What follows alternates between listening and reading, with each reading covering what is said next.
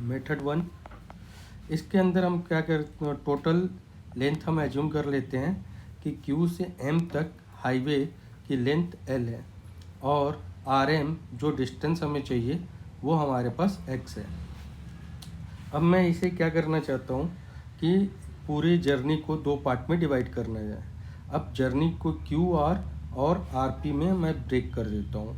QR की distance अगर देखा जाए तो कितनी होगी, L माइनस X होगी, क्योंकि QM है L और RM है X, तो माइनस करके इतनी डिस्टेंस आ जाएगी। अब हमारे पास अगर RP की डिस्टेंस को अगर हम देखना चाहते हैं तो हम इसमें पाइथागोरस लाएंगे, क्योंकि ट्रायंगल है, एक 90 डिग्री एंगल ट्रायंगल है, तो इसके अंदर ये एक्स स्क्वायर होगा प्लस डी स्क्वायर होगा। अब मैं इस पूरे जर्नी का टोटल टाइम देखता हूँ, तो टोटल टाइम मैंने एज्यूम कर लिया t है। यहाँ से यहाँ तक जाने का टाइम मैंने ले लिया t1 और r से p तक जाने का टाइम मैंने ले लिया t2। तो अब मैं अगर इस टाइम को ब्रेक करता हूँ t1 को, तो मैं इसे लिखूँगा L minus x distance upon speed. ये फार्मूला मैं लिख पा रहा हूँ क्योंकि वेलोसिटी कांस्टेंट है, और t2 की वैल्यू अगर मुझे लिखनी होगी तो t2 के अंदर ये डिस्टेंस है हमारा rm, तो मैं इसे क्या करूँगा कि x square plus D square upon v by 2 लिखता हूँ। तो थोड़ा सा सिंप्लीफाई अगर हम इसे करते हैं तो L minus x upon v plus 2 under root x square plus D square upon v, ये टाइम को मिनिमम करना है। टाइम को हमें क्या करना है, मिनिमम करने का मैथमेटिकल तरीका हमारे पास ये होता है कि हम इसको मैक्सिमम मिनिमा के थ्रू सॉल्व कर लें। तो हम ये देख रहे हैं कि जो हमारा टाइम है वो x के हिसाब से चेंज हो रहा है, तो मैं ऐसा कर लेता हूँ कि t को x के साथ साथ x के रेस्पेक्ट में डिफ्रेंशिएट कर देता हूँ, और इस डिफ्रेंशिएशन को मैं 0 अगर कर देता हूँ तो हमें मिनिमम टाइम मिल जाएगा, जो कि मैक्सिमम मिनिमम मैथमेटिक्स के थ्रू हम इसको फाइंड कर सकते हैं।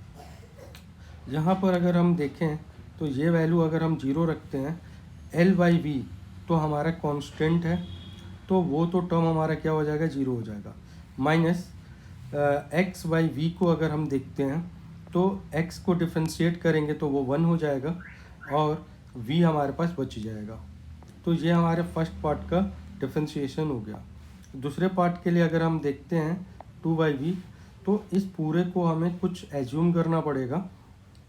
मान लेते हैं उसको t मान लेते हैं, और t मान करके अब जब हम उसे सॉल्व करेंगे तो उसका रिजल्ट ऐसे कुछ आएगा, एक्स स्क्वायर डी स्क्वायर और ये -1/2 होगा, -1/2। और जो हमने एज्यूम किया है 2x, उसको अगर मैं सॉल्व करता हूँ तो हमें मिल जाएगा 2x, एक्स स्क्वायर को सॉल्व करके। अब मैं इस रिजल्ट को सिंप्लीफाई करने की कोशिश करता हूँ, तो ये यहाँ पे हमें 1/v मिलता है, ये 2/एक्स square plus D square half, क्योंकि माइनस से नीचे आकर के प्लस हो जाएगा, इंटू 2x। ओके, अब मैं इसे और ज़्यादा सिंप्लीफाई करने की कोशिश करता हूँ, ये v कैंसिल होता है और ये हमारे पास हो गया x square plus D square half equal to, ये हमारे पास हो जाएगा 4x। ओके, कुछ कैलकुलेशन हमें लग रहा है गड़बड़ हुई है। एक्स स्क्वायर हाफ है, ये हाफ, ये डिफ्रेंशिएट करने पे हाफ यहाँ पे भी आएगा, तो ये 2 कैंसिल हो जाएगा, तो यहाँ पे 2 हो जाएगा। मैं अभी डिफ्रेंशिएट कर देता हूँ अलग से, क्योंकि क्वेश्चन के बीच में उसको डिफ्रेंशिएट करने से बेहतर है कि अलग से कर दिया जाए। 4x स्क्वायर, और मैं इसे सिंप्लीफाई करता हूँ तो x = d/√3 आता है। अब मैं इस टर्म को डिफ्रेंशिएट कर देता हूँ।